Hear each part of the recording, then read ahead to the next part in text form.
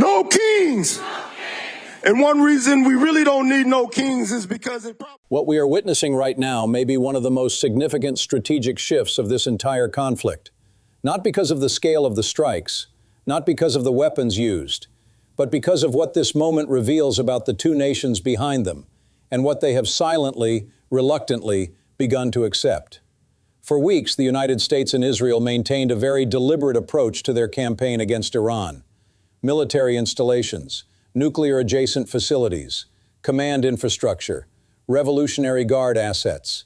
The targeting was precise, calculated, and above all, conscious. There was an unspoken rule embedded in that strategy. Do not touch civilian life. Do not give the Iranian people a reason to rally behind a regime many of them despise. Keep the pressure surgical. Keep the population psychologically separate from the government absorbing the blows. That rule was broken today. For the first time since this conflict began, the strikes shifted towards civilian infrastructure, power grids, transportation corridors, communications networks. And while official statements dress these targets in language about dual-use facilities and military relevance, the shift is visible to anyone paying attention. Something changed. And when a strategy changes mid-conflict, the question is never just what changed. It is why, and what that change confesses about the people who made it. To understand what we are really looking at, you have to go back not just to today, but to yesterday. Because 24 hours before these strikes landed, two things happened that most people are not connecting. First, the CEO of BlackRock, the single largest asset management firm on the planet, overseeing more than $10 trillion in capital, met privately with Turkish President Erdogan. Second, on the very same day, the Houthis publicly announced their re-entry into the conflict. Two events, same day. And then, within 24 hours, mass protests erupted inside the United States and Israel, and the targeting doctrine in Iran changed completely. This is not coincidence. This is a sequence, and sequences have meaning. Before we go further, a quick note. This kind of deep geopolitical analysis is being suppressed by the algorithm. If this content is reaching you and you find it valuable, take 5 seconds to like the video and drop a comment. It sounds small, but your engagement is what allows this work to reach the people who need to see it. Now let's continue. The original military logic behind this campaign rested on 3 pillars. First, neutralize Iran's nuclear infrastructure. Second, dismantle the command architecture of the Islamic Revolutionary Guard Corps. Third, degrade the regional proxy network, Hezbollah, Hamas, and the Houthis, to the point of operational irrelevance. If those 3 objectives could be achieved through precision strikes, the thinking went, the regime would be weakened beyond recovery, without requiring a ground campaign and without triggering a population-level backlash inside Iran. None of those 3 pillars held. Iran's underground nuclear facilities turned out to be deeper and more hardened than Western intelligence had publicly estimated. The IRGC's command structure, rather than being centralized and therefore vulnerable, proved to be deliberately decentralized, designed to absorb exactly this kind of targeted campaign and keep functioning. And the proxy network, rather than collapsing under pressure, demonstrated a degree of operational independence that surprised planners in Washington and Tel Aviv. The Houthis did not need a phone call from Tehran to re-enter the fight. They made that decision on their own timeline, which tells you everything about the nature of these alliances. Now layer on top of this the regional diplomatic picture. Saudi Arabia stayed quiet, not supportive but conspicuously absent from any meaningful coordination with the American-Israeli campaign.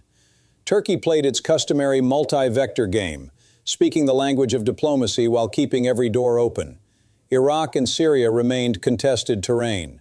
Even among Gulf states, the appetite for open alliance against Iran was substantially lower than Washington had hoped. The result is a situation where the country being targeted regionally, Iran, has not been isolated. Instead, the countries doing the targeting find themselves operating with far less regional legitimacy than their pre-conflict assessments projected. This brings us to BlackRock and Erdogan. Larry Fink does not fly to Ankara to talk about bond yields and nothing else. When the world's most powerful financial institution moves at this level, it is because capital is trying to understand, or influence, how a conflict ends. Global markets do not like prolonged wars in energy-critical regions. They do not like supply chain disruption. They do not like geopolitical uncertainty that cannot be priced. Fink's presence in that room on that specific day is a data point. It suggests that transnational financial interests, the kind that ultimately shape American political constraints more than any protest movement, are becoming uncomfortable. And a president who came to power partly on the backing of those interests is now feeling pressure from a direction that does not appear on military maps. Two scenarios now present themselves, and neither of them is clean.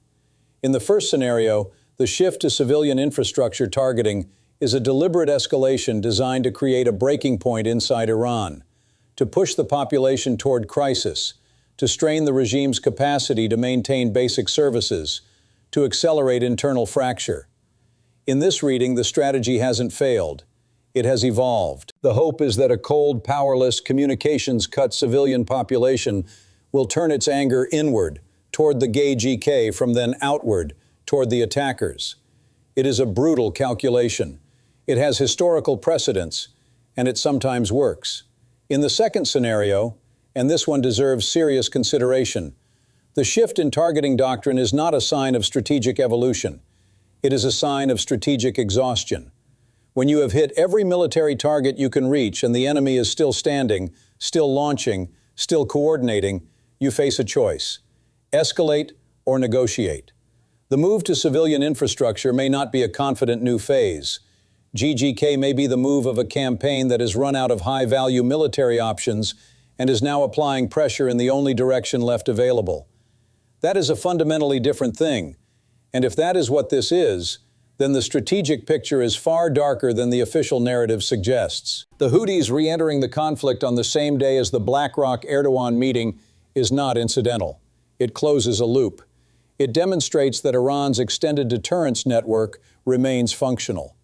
It sends a message to the markets that no matter what happens in Tehran's skies, the Red Sea remains a pressure point. Shipping lanes remain vulnerable. And the economic cost of this conflict is not going to be contained to a single theater. That message was not sent to the Iranian people. It was sent to Larry Fink. It was sent to the boardrooms and the trading floors and the political donors who ultimately decide how long an American president can sustain a military campaign against a background of rising domestic opposition. And that domestic opposition is now visible in the streets. The protests inside the United States and Israel that erupted within 24 hours of these developments are not spontaneous. They are the surfacing of pressure that has been building since this campaign began.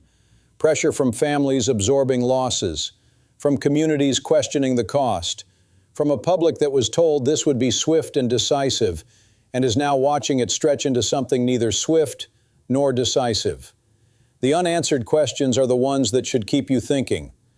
If the civilian infrastructure strikes do not produce the internal Iranian collapse that planners may be hoping for, and historically such strikes more often harden civilian resolve than break it, what comes next? If transnational capital continues to signal discomfort, how long before that signal becomes a constraint on American political decision-making?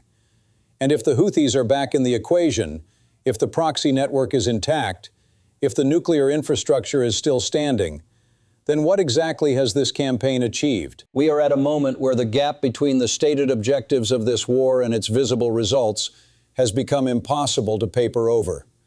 The change in targeting doctrine is not a sign of strength.